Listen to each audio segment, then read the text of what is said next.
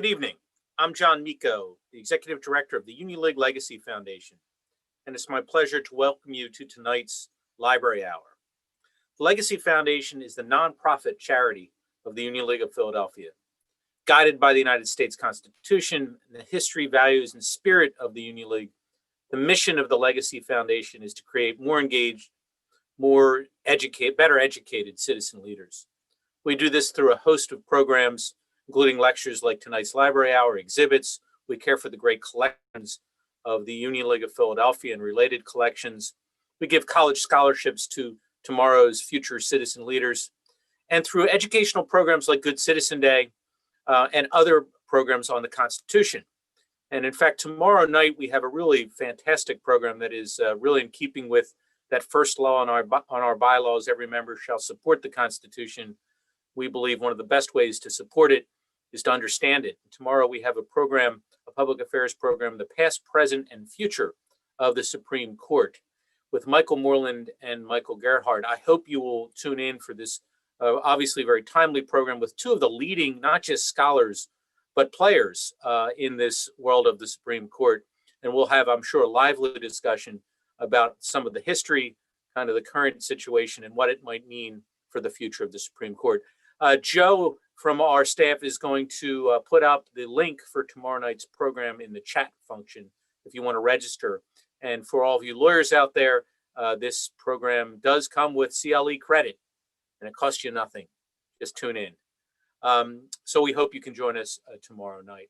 My thanks to all the donors, especially our Founder Circle and Lincoln Leaders, who make all these programs and all the programs of the Legacy Foundation possible. And now, without further ado, it's my pleasure to introduce to you the historian for the Union League Legacy Foundation, Mr. Jim Mundy. Jim. Welcome, everybody. It has been my great pleasure to know, I guess, Tom, we've known each other about 20 years now. We met that long ago, though it seems like only yesterday, perhaps, as we both get older and wiser in all these years. Tom has made a great niche for himself in Philadelphia by being a lecturer, writer, and commentator, specializing in Philadelphia history and architecture. So it should be no wonder that Tom would delve into the realm of the underground as well as the above ground tonight as well, if you will. So Tom has spoken to all of the major groups, organizations in Center City and in the outlying regions of the city itself, from the American Revolution Roundtable to the Chestnut Hill Historical Society, the Cosmopolitan Club, the Curtis Institute, believe it or not, all right, of music, of course. Then you've got the Harvard Club, and not bad for a Princeton man, because Tom graduated from Princeton with a degree in history. So I'm surprised that they let him in, but you never know. Maybe there's something going on there, but probably not Yale yet though, Tom, I'm sure. So be that as it may, but he's spoken to the Free Library, the Preservation Alliance, and of course, I think, Tom, this is your 5th time speaking to the Union League members. So thank you very, very much.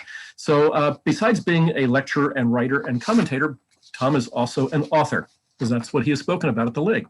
So Tom's books include Wicked Philadelphia, Sin in the City of Brotherly Love, and It Is Sinful, Forgotten Philadelphia, Lost Architecture of the Quaker City, Philadelphia Graveyards and Cemeteries. I happen to have a copy right here. I actually have got the architecture book too. Highly recommended.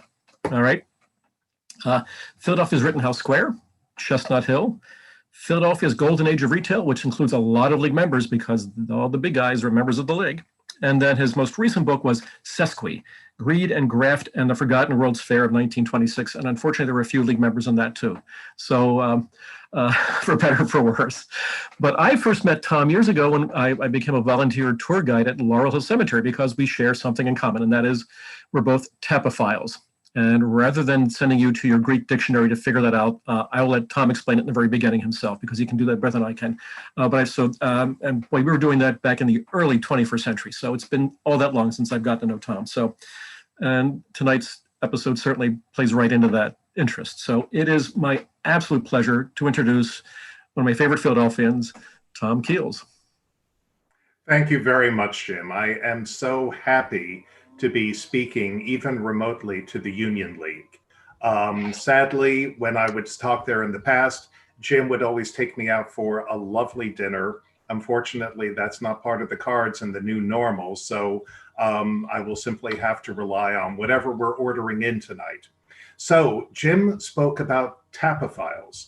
Well, Tapophile is Greek for lover of graves, and I am indeed a lover of graves, as you might have guessed. I've been a tour guide at Laurel Hill Cemetery for over 25 years now and volunteer there in a number of other ways. So with no further ado, I'd like to start on tonight's program.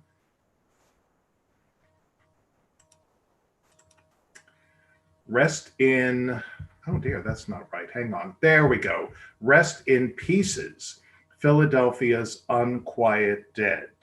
I'd like to kick off your Halloween by telling you a few tales of Philadelphia's roving remains, drawn primarily from two of my books, Philadelphia Graveyards and Cemeteries, which Jim was nice enough to promote, and also Wicked Philadelphia, Sin in the City of Brotherly Love.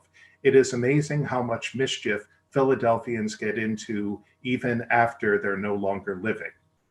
Now, John Francis Marion, who was a great mentor of mine, he was also an author, a historian, a tour guide, and also the co-founder of the Friends of Laurel Hill Cemetery, had a saying that he liked to tell visitors to Laurel Hill.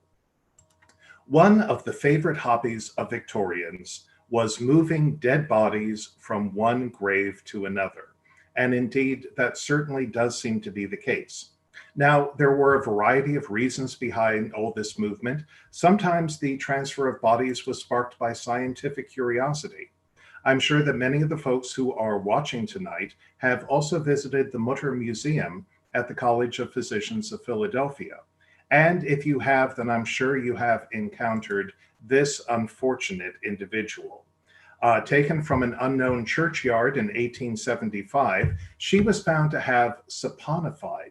That is, her body fat had turned to adipocere, which is a soap-like substance that arrests bacterial decay.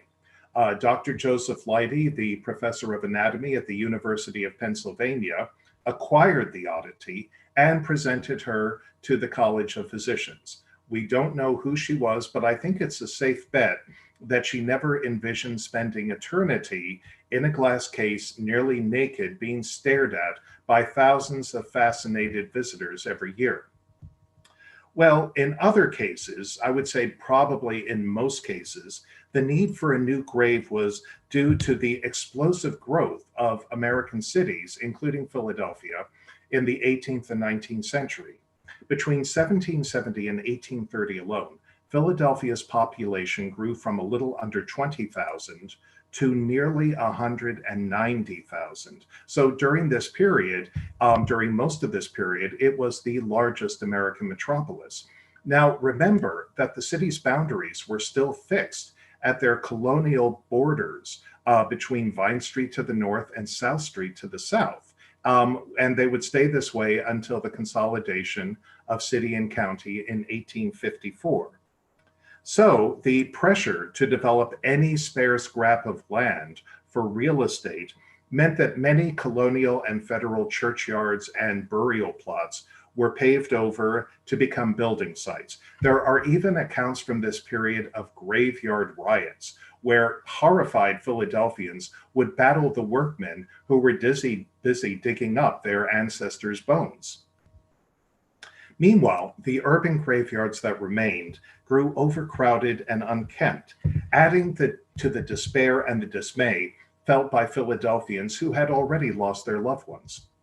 This was certainly the case with John J. Smith, a Quaker writer and editor, a horticulturist, and the secretary of the Library Company of Philadelphia. That would be the equivalent of the executive director today.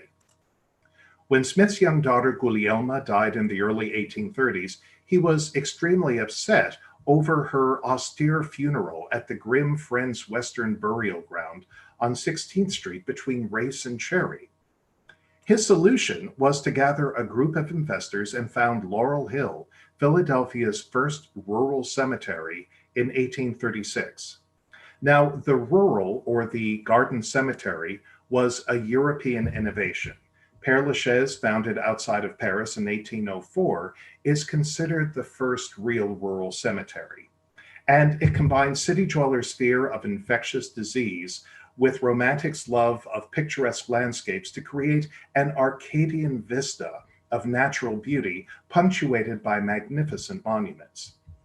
So, by opening Laurel Hill, Smith hoped not only to turn a handsome profit, but to provide a beautiful setting where his child and the other members of his family could rest for eternity.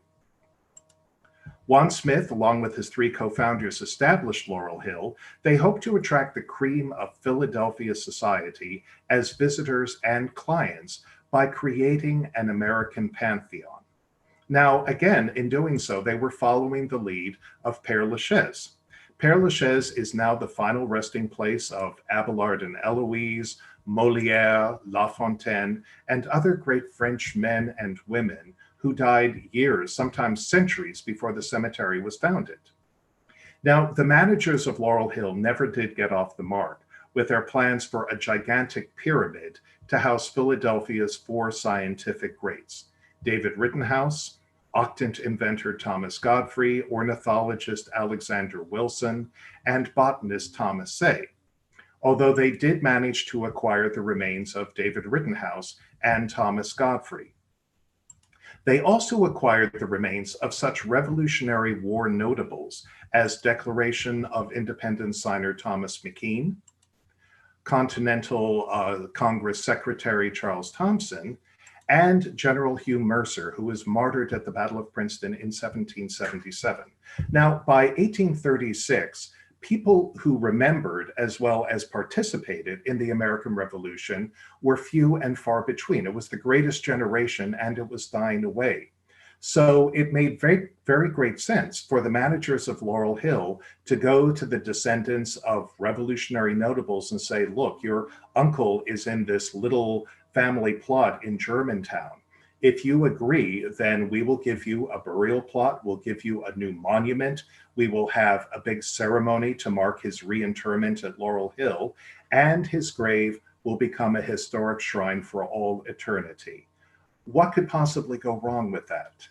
Well, quite a lot, as it turns out, from their first reburial, Secretary Charles Thomson of the Continental Congress.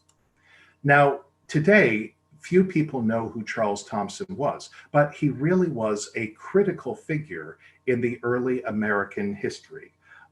As Secretary of the Continental and the Confederation Congresses, from 1774 to 1789, Thomson was one of the few constants in the American government during its embryonic period. Not only did he keep the minutes of the Congress, but he also dealt with Native American tribes and with foreign powers.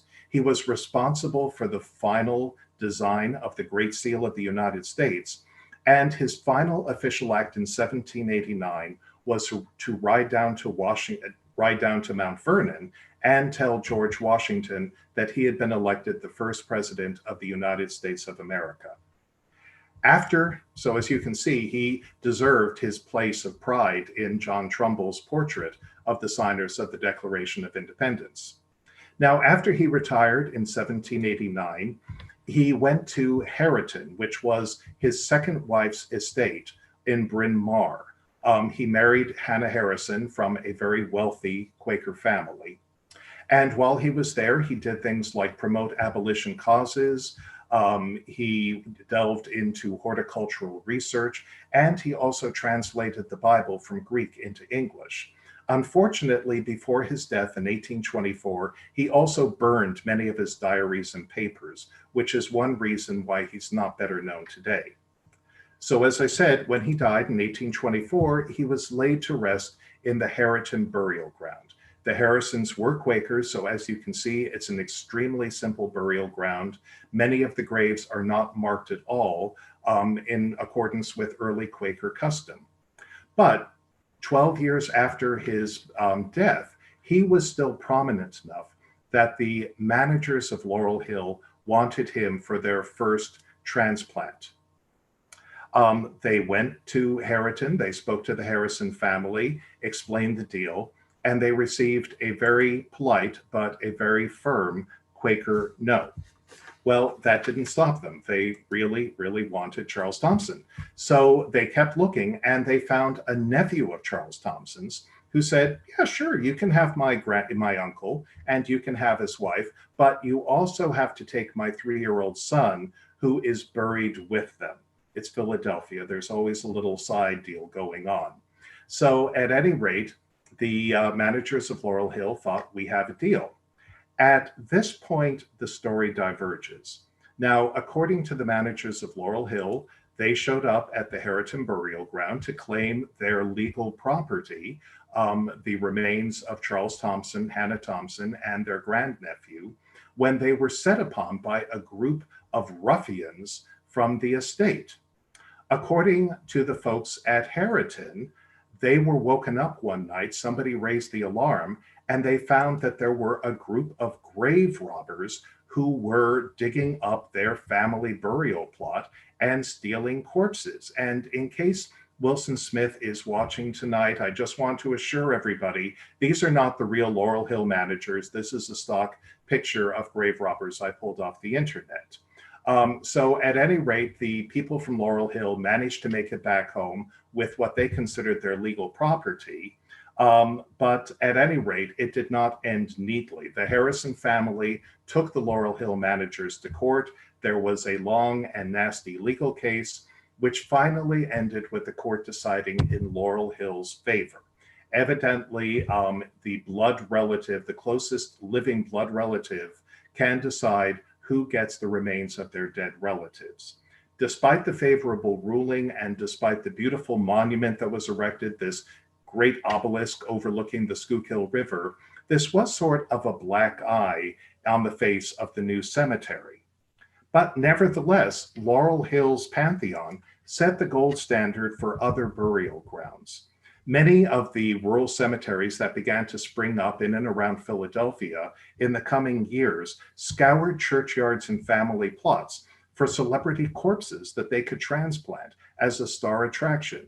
You needed two things to really make it as a cemetery: a big, impressive gatehouse and a celebrity that people would want to come visit. One of the first burials at the Woodland Cemetery in West Philadelphia was that of Commodore David Porter, who commandeered the frigate Essex during the War of 1812.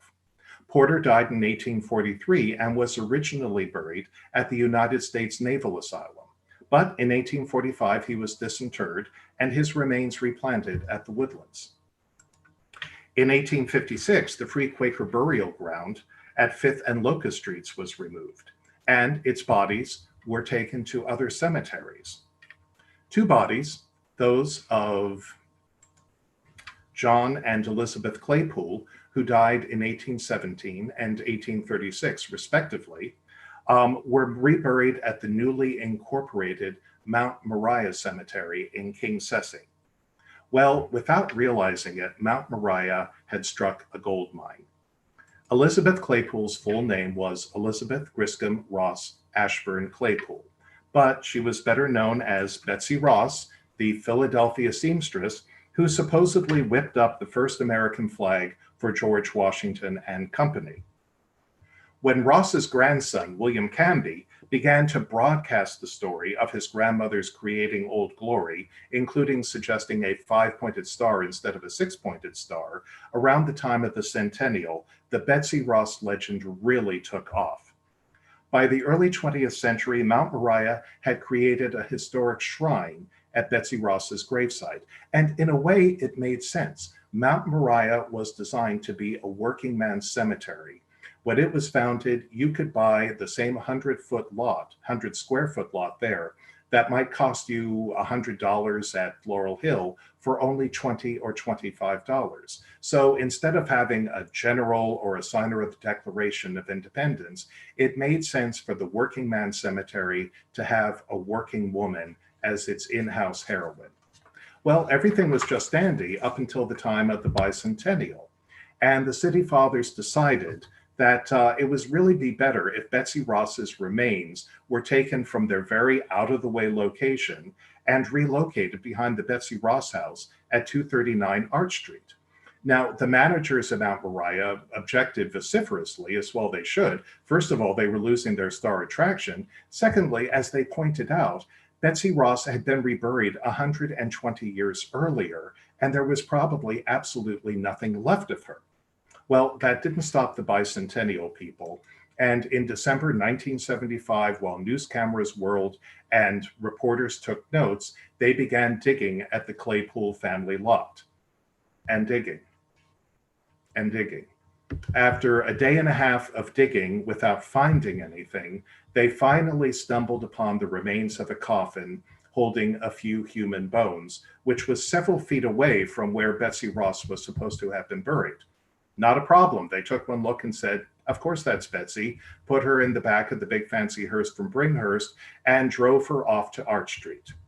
So today, what may or may not be the remains of the woman who may or may not have crafted the first American flag lie behind what may or may not have been the house where Betsy Ross actually lived. There's some confusion about street numbering.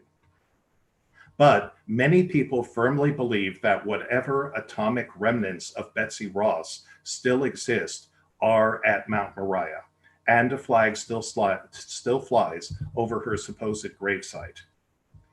Now, not all removals are as noteworthy as Charles Thompson's or Betsy Ross's, but many were just as dramatic. And in some cases, the need to relocate bodies led to some awkward reunions. Or, as one story in Wicked Philadelphia posits, cemeteries make strange bedfellows. Now, according to the auction house that sold this daguerreotype, it depicts a gentleman from the early 1840s named Malin Hutchinson Heberton. Heberton was one of Philadelphia's most notorious rakes of the 1840s. One newspaper described him as rather tall, extremely well-formed, remarkably full in the chest, always dressed in the extreme of fashion, had dark hair, a brilliant and rakish eye, and always carried a gold-headed cane. Although Heberton came from a socially prominent old Philadelphia family, he had supposedly run through the sizable estate left behind by his late physician father. On February 8, 1843, Heberton was arrested on the charge that he had lured 16-year-old Sarah Mercer, the daughter of a Southwark merchant named Thomas Mercer, to a house of assignation on Elizabeth Street and raped her. With no evidence other than the girl's accusation, Heberton was released. Thomas Mercer begged Heberton to do the honorable thing and to marry his daughter, but Heberton laughed him off, citing the gap in their social position. I mean, Thomas Mercer was a Scotch-Irish immigrant, for heaven's sakes. Sarah's 23-year-old brother, Singleton Mercer, challenged Heberton to a duel, and again, Heberton dismissed him, saying that one did not duel with one's social inferiors. Soon, the word on the street was that Singleton Mercer, drunk to the gills, was gunning for Heberton. Not surprisingly, Heberton decided to skip town. He took the ferry to Camden, New Jersey, one icy night in February, hoping to hide out at a friend's hunting lodge somewhere deep in the state. But Mercer tailed Heberton onto the ferry and shot him in cold blood. The wounded man was taken to the Cakes Hotel in Camden near the harbor as soon as the boat pulled in. He died there. Mercer was arrested and taken to the jail in nearby Woodbury. On February 14, 1843, Malin Hutchinson Heberton was buried. Nearly 2,000 people, mostly young women, watched the funeral cortege headed by Heberton's widowed mother as it made its way from her residence at 9th and Arch Street to the Central Presbyterian Church at 8th and Cherry. On March 28th, the trial of Singleton Mercer for the deliberate, intentional, and premeditated killing of Heberton began at the Woodbury Courthouse in New Jersey. There was little doubt about the outcome, especially after Sarah Mercer, heavily veiled, took the stand and described how Hutchinson lured her to the house of assignation and violated her person. On April 6, 1843, the jury found Singleton Mercer not guilty on the grounds of temporary insanity. Newspapers around the country hailed the young man as a defender of feminine virtue, but other publishers put a more sensational spin on the scandal.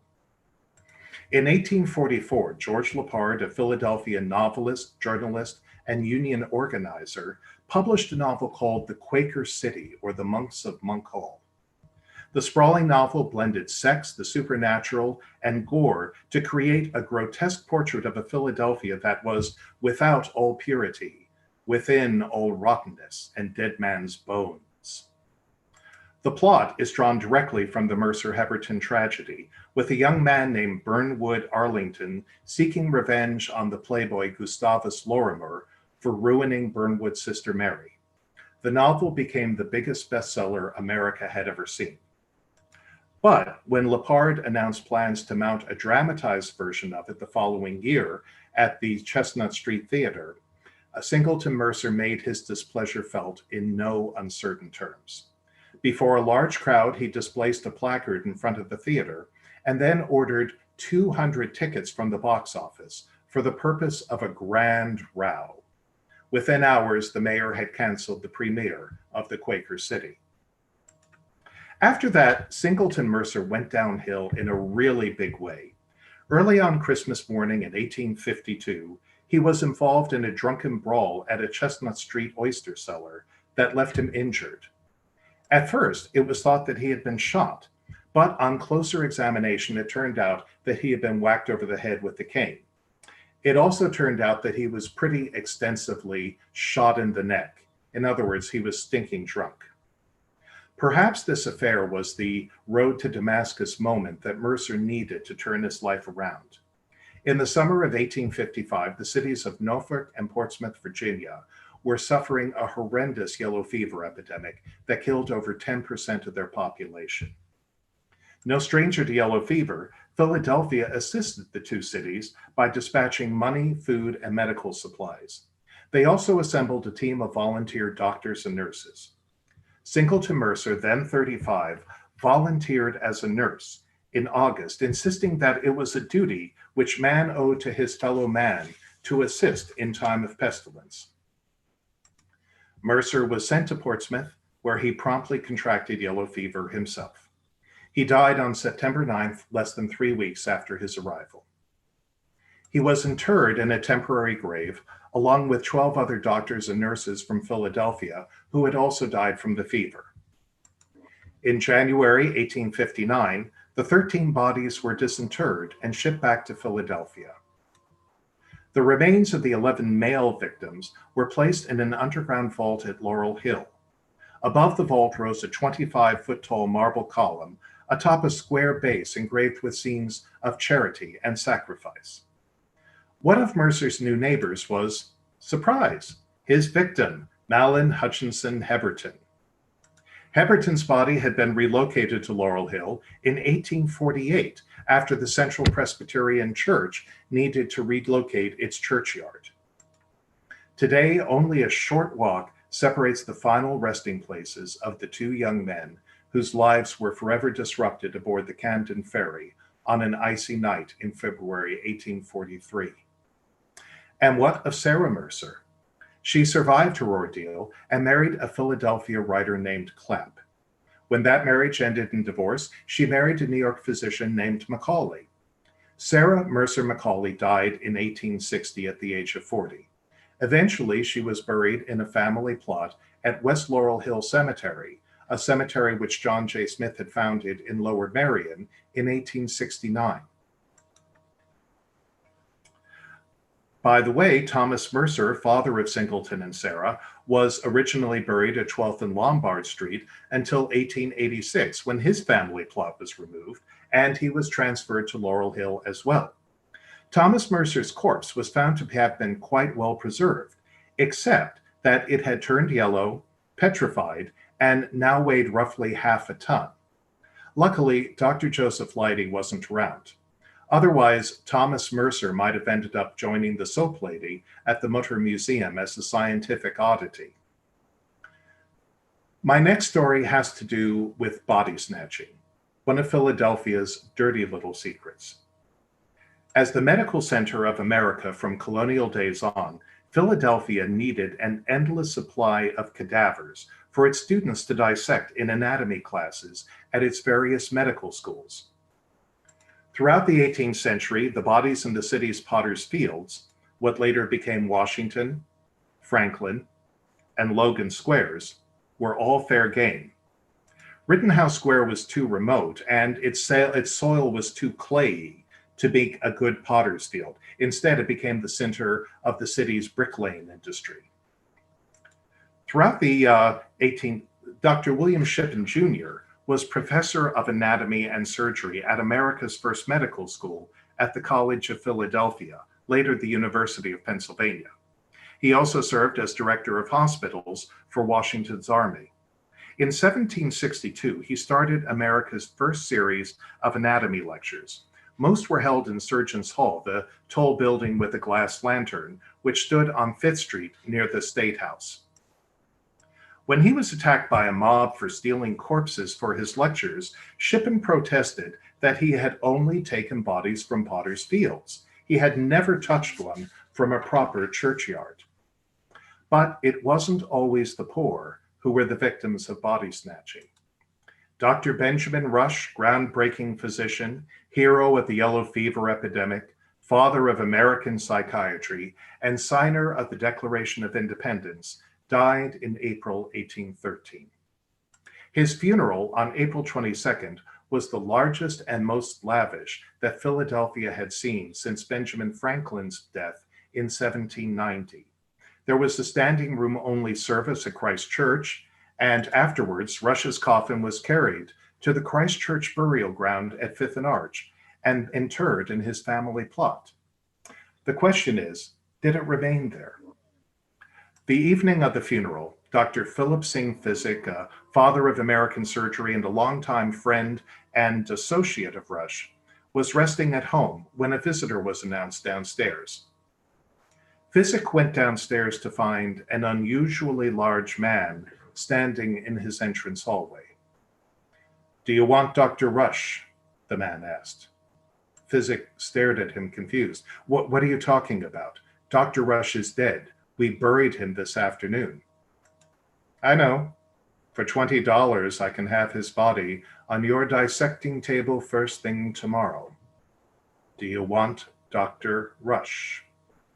Well, PHYSICK managed to stammer a no and told the man that he was not to touch Benjamin Rush's corpse. Whether the man agreed or not is another story. But this incident traumatized Philip SYNG PHYSICK, because if the body snatchers could catch Benjamin Rush, signer of the Declaration of Independence, they could snatch anybody. They could certainly snatch him. So he laid out a series of detailed directions for how his own body was to be handled after its death, which would not occur for another 25 years in 1837. First of all, regardless of the circumstances of the death, there was to be no autopsy or postmortem. The only people allowed to handle his body would be 2 elderly female servants who had been with his family for years. Once they had washed and laid him out, they were to cocoon him in layer after layer of blankets and leave him in his bedroom at 321 South 4th Street, with a roaring fire going in the fireplace day and night to make sure that decomposition took place as quickly as possible. Only then would he be laid to rest in the PHYSICK family plot at Christ Church Burying Ground. But even then, he had to be buried in a double coffin sealed in a casket within a casket, and a guard was placed over his grave, quote, "for a sufficiently long time to ensure that his remains would be valueless for the purposes of any enterprising resurrectionist." Well, after the city's Potter's Fields were gentrified and renamed Washington, Franklin, and Logan Squares, the search for bodies shifted elsewhere. It was whispered that the superintendent of the Blockley almshouse became a very wealthy man by selling the corpses of the unfortunate inmates to medical schools. In 1882, Louis McGarkey, the muckraking editor of the Philadelphia Press, which, as you can see, was sort of a wild and crazy newspaper, noticed that Jefferson Medical College seemed to be the only local medical school not suffering from a shortage of anatomical specimens. MEGARGEE spent many nights in the shadows of the Jefferson Medical College Hospital, a gloomy Gothic pile at 10th and Sansom Streets. He realized that Jefferson was regularly receiving African-American corpses from the same team of men who always made their delivery in the hospital courtyard in the wee hours of the morning. He tracked them and found that their trips always originated from Lebanon Cemetery. Now, if you were African-American in Philadelphia in the 19th century, you basically had two places where you could be buried. One was Olive Cemetery in West Philadelphia. The other was Lebanon Cemetery on Passyunk Avenue near 18th Street in South Philadelphia. This is how it looked when it first opened in 1849. And this is how it looked in 1882, by which time it was overcrowded and decrepit, with nearly 17,000 corpses crammed in its 5.5 acres. Anxious to break a great story, MEGARGEE took the law into his own hands. On the night of December 4th, 1882, he and several fellow journalists stopped a wagon emerging from Lebanon at gunpoint. They found that it held the bodies of 4 men and 2 women, all freshly dead, all African American, and all en route to the Jefferson Medical College. The wagon's driver, Frank McNamee, and his 2 accomplices, Levi Chew and Henry Pillett, were taken to the Central Police Station. Soon, the police brought in Levi's brother Robert, superintendent at Lebanon since 1871. Robert and Levi were black, Frank and Henry were white. The men confessed that they had been plundering fresh graves at Lebanon for nearly a decade, selling several hundred corpses to Jefferson for $5 to $8 a body. A furious crowd of African Americans attempted to lynch the 4 men. Others rushed to the city morgue, desperate to know if their relatives were among the 6 bodies. Still others raced down to Lebanon, terrified that their loved ones had already been stolen. Eventually, McNamee fingered Dr. William S. Forbes, demonstrator of anatomy at Jefferson Medical College, as the instigator and supporter of the nefarious plot. McNamee insisted that Forbes himself had paid him for bodies that he knew had been taken from Lebanon illegally. Well, McNamee's accusations sent shockwaves through Philadelphia. William S. Forbes was one of the city's most distinguished physicians and academics. Besides his teaching at Jefferson, he was chief surgeon at Episcopal Hospital. Tall, handsome, and charming, the decorated Civil War veteran was also wealthy and well-connected. Finally, he was the author of the Pennsylvania Anatomy Act of 1867, the first law to provide medical schools with unclaimed cadavers for dissection. The Ghastly Act, as it was known, was meant to end the illegal trafficking in human remains, such as had just occurred at Lebanon. At his trial, Forbes testified that in 25 years teaching anatomy, he had never received a single body he had known to be either buried or claimed. Forbes swore that he had never spoken to McNamee, had never accepted bodies from him, had never paid him. Forbes even denied seeing any corpses until they were on the table in the Jefferson College dissecting rooms. Evidently, he thought the good corpse fairy came at night and left the bodies for him to discover in the morning. When Forbes was asked if he had ever wondered about the endless supply of African-American corpses at Jefferson, he replied, "In the great desire to teach surgery and anatomy, it would not do to inquire where every body came from." If that was done, Philadelphia would not be a great metropolis of scientific teaching. At his trial, a veritable who's who of prominent Philadelphians vouched for Forbes' character, including financier Anthony Drexel, former Mayor Daniel Fox, and Judge Craig Biddle. Dr. D. Hayes Agnew, the University of Pennsylvania professor of surgery, who would later be immortalized by Thomas Akins, testified that it was not usual for a demonstrator of anatomy at the best colleges to inquire or trace the source from which the separate bodies came.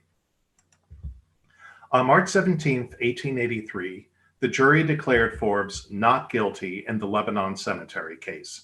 When he entered his lecture hall on the following Monday, he received a thunderous standing ovation from the entire student body at Jefferson. 10 days later, the 4 body snatchers were convicted, receiving sentences of at least 4 to 24 months. Soon after his vindication, Forbes lobbied for a new Anatomy Act that required officials at every state institution, including poorhouses, prisons, morgues, and hospitals, to surrender to medical schools the bodies of dead inmates that had been unclaimed by relatives. When Forbes died in 1905, he was arguably Philadelphia's most revered and respected surgeon. Shortly before his death, his students at Jefferson commissioned Thomas Eakins to paint his portrait, lecturing in his classroom. His left hand rests on a copy of the Anatomy Act of 1883, the crowning achievement of his career. Despite the grave robbing scandal, Lebanon Cemetery would operate for another 15 years, a stark illustration of how desperately limited African Americans' options were in Philadelphia at the time. In 1898, the Board of Health finally condemned Lebanon as a hazard. 5 years later, the city acquired it and paid its owners $90,000, which was a not so small fortune at the time. Most of Lebanon's bodies were removed to Eden, a new rural cemetery for African Americans in Delaware County. Among the thousands of bodies relocated was that of Octavius Catto, the African American civil rights leader who had been murdered in cold blood in 1871. The same year that Lebanon closed, Jefferson demolished its old buildings at 10th and Sansom. An Inquirer article from 1903 describes the discovery of cavernous underground vaults, accessible via a ceiling trapdoor that communicated with the dissecting rooms above. Human bones were discovered in the vaults, which, according to the article, was not surprising because they were used to hide the bodies used for dissection, most of which had been stolen from graveyards. Well, as Philadelphia entered the 20th century, the volume of reburied bodies grew as heavy as rush hour traffic on the Schuylkill Expressway. Between the 1920s and the 1970s, Philadelphia lost roughly 24 historic burial grounds, including Greenwood, Lafayette, Franklin, Ronaldson's, Oddfellows, Monument, and finally, the Union Burying Ground, which was relocated in 1970. Depending on the situation, the relocated remains were treated with varying degrees of neglect or contempt. Suffice it to say that it's a grim enough litany that I'm going to leave it at this, lest we all drink ourselves into a stupor. Now, of course, this being Philadelphia, we have problems when bodies aren't moved as well. Recently, a major controversy blew up over an innocent-looking playground in South Philadelphia called WECCACOE Park. Since the early 20th century, this park, located between 4th, 5th, Catherine, and Queen Streets, has been a haven for neighborhood children. But in 2013, an archaeological exploration at WECCACOE Park discovered dozens of gravestones from the 19th century beneath its swings and seesaws. Further research revealed that this playground had been the Bethel burying ground used between 1810 and 1864 by Mother Bethel AME, the historic African-American church. In 1889, Mother Bethel sold the abandoned burial ground to the city to raise funds for its current church. Soon after, the city developed a park on the site, without removing either the stones or the remains of the 3,000 to 5,000 people believed to have been buried on the quarter-acre site. After a long debate over the best way to use and commemorate the site, the city of Philadelphia announced that it would memorialize the corner of the park that was the original burying ground, while maintaining the rest of the park as a neighborhood playground. Today, Bethel Burying Ground has been listed on the National Register of Historic Places. Last year, a state historical marker was placed to mark the site. Now, while not everyone is happy with this decision, many acknowledge that it does seem to be the best way to balance respect for the dead with the needs of the living. always a tricky proposition in Philadelphia. So, between the bodies that should have been moved and weren't, and the bodies that should have stayed put and were uprooted, it's no wonder that one reporter wrote that, quote, bodies and tombstones keep popping out of the ground in Philadelphia as if it were the set of Poltergeist. Luckily, all of these bothered bodies appear to be unaccompanied by vengeful spirits. Otherwise, given the frequency with which they're disturbed, dozens of Philadelphia children would be sucked into static-filled TV screens on a nightly basis. And with that, I would like to wish you all a happy Halloween. And before we end, I would also like to put in a plug for my home away from home, Laurel Hill Cemetery. It is a beautiful place for a lovely fall walk on a day like today. And you can also visit their website to see the heavy roster of fun events that they have coming up, both in person, on site, and remote for the Halloween season. Thank you very much. Hey, Tom, thanks. That was great. We all have experiences in cemeteries because we all have family members who die and get buried in one and things like that. But I don't think we really come to appreciate the value of cemeteries and the history they hold, because cemeteries are about people and people make history, whether it's good or bad or indifferent, whatever it might be. So there's always a ton of stuff we can learn about cemeteries. And of course, they all have their different levels of squeamishness, perhaps. I mean, I know that Tom could tell us tons of stories about Laurel Hill and some of the people buried there who were less than stellar citizens, as we've already. So, As a matter of fact, Jim, I am going to be doing a Zoom presentation for the Friends of Laurel Hill in November. I'll send you the details on scandals and sinners at Laurel Hill. Sure. Oh, that'd be great. So yes, there are a few. We let a few less than stellar examples sneak in. Don't know how that happened.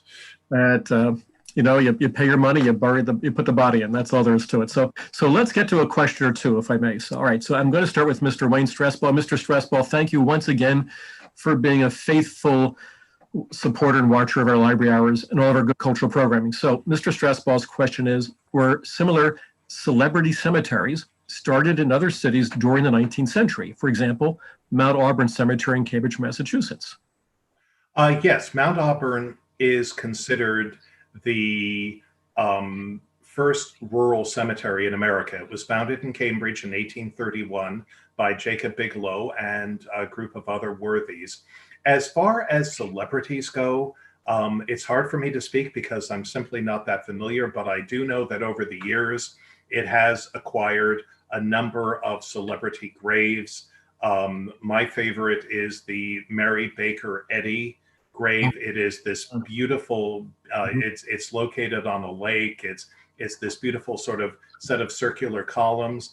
And evidently, when Mary Baker Eddy was buried, being the founder of Christian Science, she did insist that a telephone be placed in the grave, because sooner or later she would realize this was just a phase she was going through, and she would call up and say, please get me out of here. I forget when she died, but I think at least it was 40 years later, they disconnected the telephone. Yep. It's a great story. And actually, if you ever go to Boston, you have to, and then Mount Auburn is in Cambridge, worth the trip, worth the visit. And the Mary Baker Eddy's, it's just monumental. You'd think you were in ancient Greece. It's really wonderful stuff. So, all right. So Tom, question number 2. Great presentation. Thank you. And this is from Gabrielle Vicari. Can you speak at all about the cemetery excavation and recovery project at 2nd and Arch Streets? Yes, as a matter of fact, let me see if I can figure out how to go back. Mr. Technically Limited here. The photograph that I used here is actually from 2nd and Arch Street.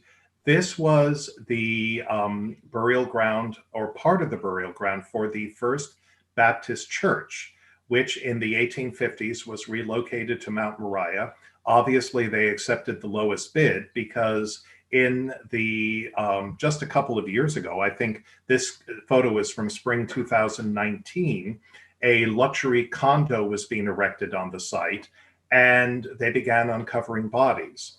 There were rumors that the developer sort of tried to minimize it or cover over but it's a very crowded neighborhood. Word got around, and soon archaeologists and forensic archaeologists were showing up, and the city got involved and demanded that a full archaeological dig be done.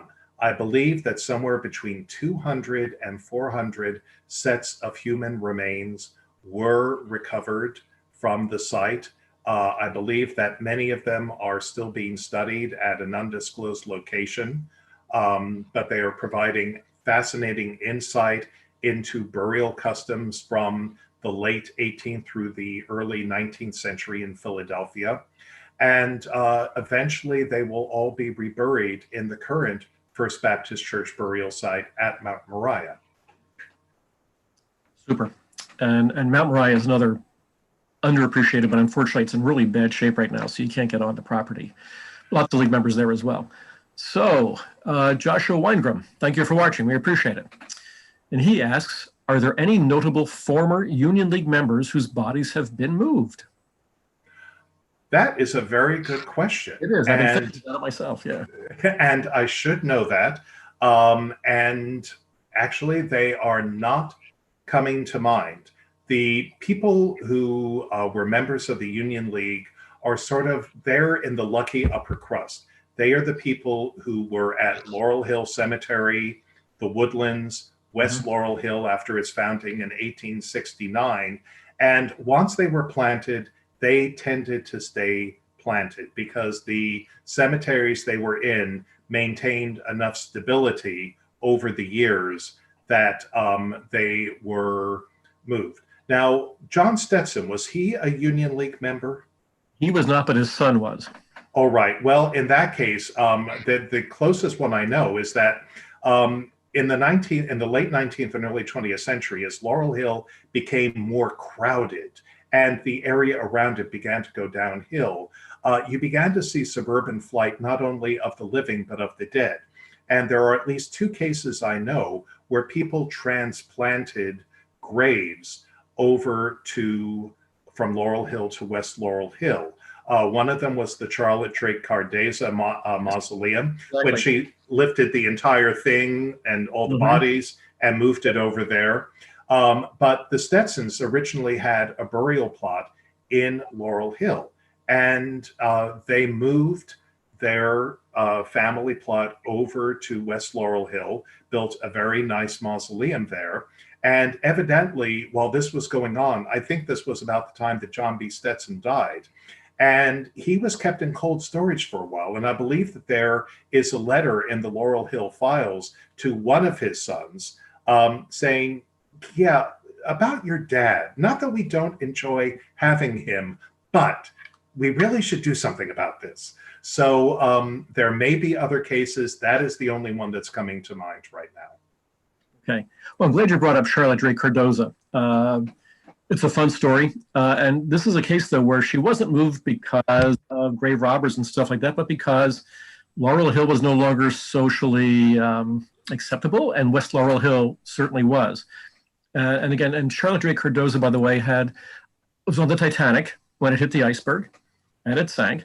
She and her son both survived and are buried in the family mausoleum at West Laurel Hill Cemetery.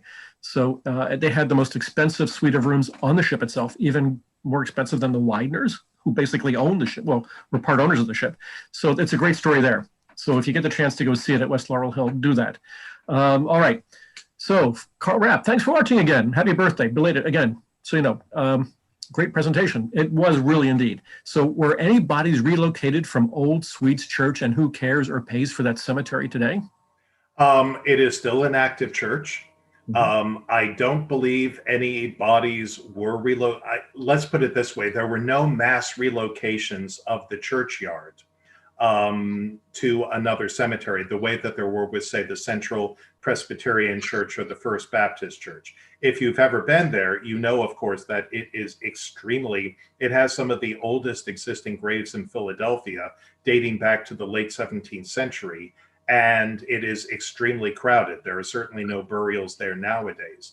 But I don't believe that they ever relocated any bodies, and the church is responsible for the upkeep of the burial ground.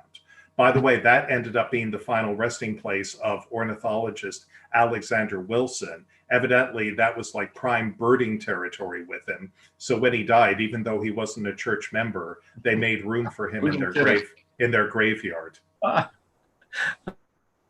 Oh, and by the way, and I wanted to mention that Charlotte Drake Cardoza was a member of the League, as was her son, well, her husband, and then her son. This was way before the time that women could be members. So neat little connection to Union League history there in the cemetery itself. So, all right, well, we're just about out of time. So, Tom, I cannot thank you again for just a wonderful presentation. And again, Union League members, get to know your cemeteries, because that's where your ancestors are all buried, believe it or not. Once upon a time, it's been a while since we've done it, but we used to do tours of historic cemeteries for Union League members. We've been to Laurel Hill a number of times. We've done Woodlands. We've done West Laurel Hill, I think, once. So maybe in the springtime when things get better, we'll go back to doing stuff like that again. I think it'd be a whole lot of fun. This is a great... Yes, Tom. Can I just raise one thing? In case people have questions that didn't get answered, can I give people my website and my email address? Absolutely. You can always visit my website at www.thomaskeels, all one word.com. And my email address is thkkeels, THKEELS @gmail.com. I would gladly welcome anybody's questions or comments. Visit the website. It's a lot of fun. And if you ever get the chance, when things loosen up a little bit, go on Laurel Hill's website and look for tours that Tom is giving, because I guarantee you it'll be the best cemetery tour you ever. And I do cemetery tours, and I don't say that lightly, but I mean, I was going to say high praise indeed. Tom was my mentor at Laurel Hill years and years ago. So having said that, Tom, thank you again. It's been a delight and a pleasure as always to see you, and thank you for being our speaker tonight. So just a little bit of business, if I may. All right, we have besides the public affairs program tomorrow night that you heard about earlier from John, which sounds phenomenal, by the way, on the Supreme Court. Our next program is going to be the Civil War Roundtable on October the 28th, and it will feature Lieutenant Colonel Harold Knudsen, who will talk about, quote, the Confederacy's most modern general, James Longstreet, and the American Civil War. And Longstreet is still one of the most controversial figures of the Civil War period on either side. He was a Confederate, obviously. But that'll be I think, a really good program. I think Longstreet is still a very unrecognized figure from the Civil War history itself. And then on November the 9th, we have our first Liberty series recently, our Jack Templeton Liberty series, and it will feature Steve Moore talking on economic policy and the executive branch. You can't go wrong with that one either. So ladies and gentlemen, thank you all for being with us. It's been a great pleasure. Tom, thank you again. And it's a little crazy out there, everybody. So stay well, stay safe, and let's all keep our eyes on a Union League cemetery tour in the near future, okay, and see what happens. So on that, I should probably say goodbye. So thank you all once and for all. Good night. Stay well. Take care.